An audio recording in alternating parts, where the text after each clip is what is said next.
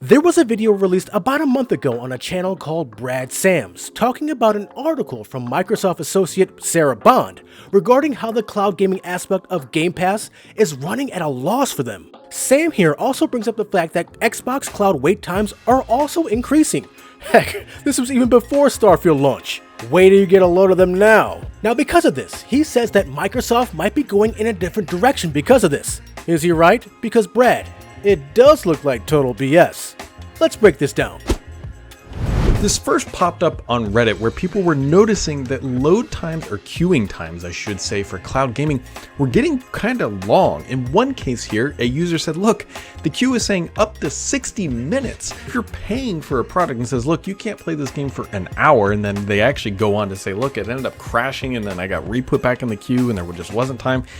That, my friends, is not exactly a premium experience if you're paying money for this kind of a service. And Brad, you're absolutely correct. Now, if you're a cloud gamer, you might know the woes of queue and wait times for a lot of these services, especially on GeForce Now. You might have noticed that GeForce Now's free tier wait times have increased dramatically over the past 2 years. And now, this same thing is happening to Xbox Cloud, especially now since Starfield has launched. So what does this mean?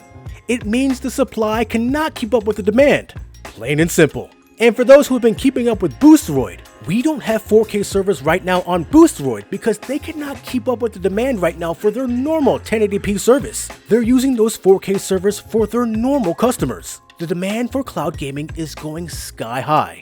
During the major massive acquisition trials and everything else that was going on, Sarah Bond over at Xbox actually said, hey look, it's the least popular feature, and says the service is actually running at a loss. She talks about how the cloud gaming aspect is the least used and how it's a loss for Microsoft. This whole point is kind of a given. All gaming consoles are sold at a loss. Servers wouldn't be any different. They're used for gaming, which costs money to run.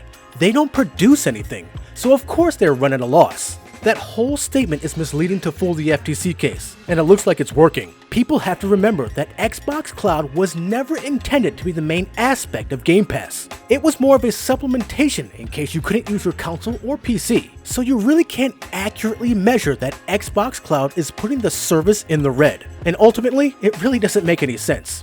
Now, if these stats are correct and this trend continues, Xbox Game Pass should be around 30 million subscribers.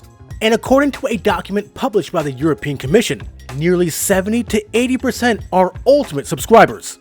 That would put around $360 million in Microsoft's pocket each month, and that's without the price increase. So, do you really believe that running Xbox Cloud is costing them more than this each month? I don't think so. All we're seeing is more demand, aka a lot more people using the cloud gaming aspect, and it's causing significant wait times. I'm trying to get into cloud gaming, there are big queues, and it's just not living up to what we all kind of expected. And so here we are talking about cloud gaming, and to me, based on what I kind of hear through the grapevine of the world of Microsoft and what I see, it feels like the honeymoon has completely come to an end, and Microsoft is now moving, I don't want to say moving away from cloud gaming, but the emphasis of Xbox's growth is going to come through cloud gaming. It feels like that ship has officially sailed. What is leading up to all of these queuing times? Well, I think we actually know the answer, and it's in broad daylight. The actual issue might be Microsoft's AI efforts. AI, if you're not familiar, uses a ton of GPU power. Not quite. Now you might be wondering, why is one of the biggest cloud infrastructures in the world having a problem keeping up with this demand? This is because Xbox Cloud servers are custom-built server blades designed specifically for Xbox games. They are not your typical AI GPU servers that are readily available throughout the world on Microsoft's cloud infrastructure, Azure. They only built a good number of these custom servers to satisfy the needs several years ago. And what were the needs several years ago? You said it yourself. Primary reason people use cloud gaming is actually to trial a game before they download the whole thing and play the experience locally. As I said earlier, supplemental. Enter today. Things have changed. Now what does Microsoft do about all this? Do they build more custom server blades to fulfill the current needs and spend millions doing that?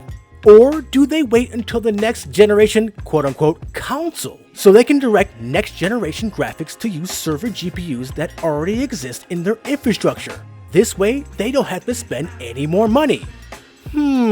Decisions. I might get into the Microsoft server stuff in a later video because I believe that's why they haven't updated the platform yet. Whatever Microsoft plans on doing to fix this, they better do it fast. One thing Brad is right with is that these are paying customers. The GeForce Now free tier is one thing, but paying customers that are waiting well over an hour to play?